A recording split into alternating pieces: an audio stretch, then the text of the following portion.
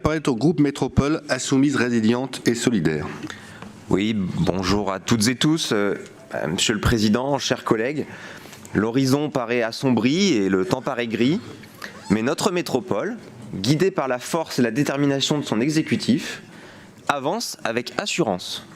Ce conseil métropolitain nous semble être le reflet concret de l'aboutissement d'un programme commun initié dès le début du mandat, orienté vers la justice sociale, l'écologie, l'égalité des droits et la défense des principes fondamentaux de la démocratie et de la liberté. En matière de justice sociale, notre action se matérialise aujourd'hui par le déploiement d'un plan d'urgence pour le logement qui vise à mobiliser les moyens d'action de la métropole en soutien d'une production supplémentaire de logements abordables. Elle se matérialise aussi par la mise en place de la première étape d'un service public d'autopartage qui, en socialisant le parc de véhicules de la métropole, permet à toutes et tous, et aux plus modestes, de ne plus être enfermés dans une mobilité non choisie et coûteuse. En matière d'écologie, le rapport sur la transition et la résilience souligne les avancées significatives de la métropole en matière de développement durable pour l'année 2023, confirmant la réalité sur les territoires de politique publique de gauche. Et en matière d'égalité des droits, le rapport sur l'égalité femmes-hommes expose les actions concrètes menées par la métropole pour faire évoluer les pratiques sociales dans le but d'instaurer l'égalité réelle et formelle. D'autres délibérations importantes vont être abordées pendant ce Conseil, même si nous ne prenons pas systématiquement la parole.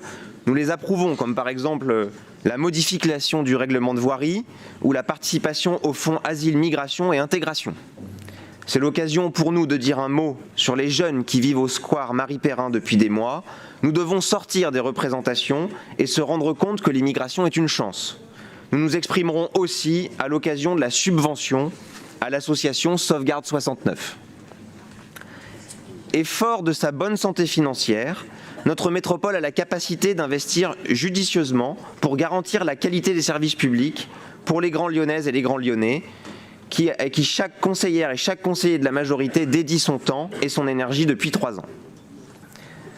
Cependant, soyons vigilants et demeurons armés intellectuellement et restons solidement unis, car la manœuvre est bien de tenter de diviser le peuple pour prospérer.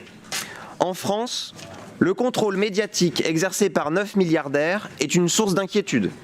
L'espace médiatique de notre pays est saturé par des manœuvres visant à diviser, à créer du brouhaha, à binariser le débat. Les médias font preuve de manichéisme, jusqu'à ne plus pouvoir exprimer une pensée, jusqu'à ne plus pouvoir émettre une critique, désarmant les conversations politiques en faisant des dilemmes moraux.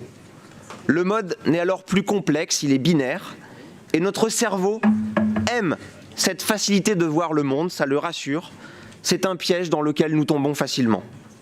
Et pendant ce temps, les dividendes explosent, les surprofits atteignent des niveaux records, creusant davantage les inégalités dans notre société. Sur le plan environnemental, le lobbyisme sans précédent à la COP28 pour défendre les intérêts des magnats du pétrole et du gaz est une triste réalité. Et l'extrême droite se normalise dans la violence, les milices fascistes se créent, comme la semaine dernière avec le groupe de sécurité du mouvement Reconquête. Et les contre-pouvoirs pour les dénoncer s'affaiblissent. Nos services publics s'affaissent dangereusement, l'école n'assure plus l'égalité, l'hôpital est en détresse et certains citoyens peinent à subvenir à leurs besoins essentiels avec les salaires qu'ils gagnent. Des réalités que nous ne percevons pas toujours à travers nos écrans, à moins de bien chercher et de sélectionner nos sources d'information. Alors restons lucides et restons mobilisés, refusons d'être muselés dans notre pensée et notre compréhension du monde. Rejetons l'idée que le capitalisme est un système insurmontable ou même une réalité avec laquelle nous devons composer. Comme tout système, il finira par péricliter. Alors unissons le peuple sur la base d'un changement de modèle où l'accumulation illimitée n'est plus l'objectif. Alors je souhaite que nous refermions cette année et nous ouvrions une nouvelle avec un enthousiasme ancré dans la défense du bien commun et dans les services publics. Je vous remercie.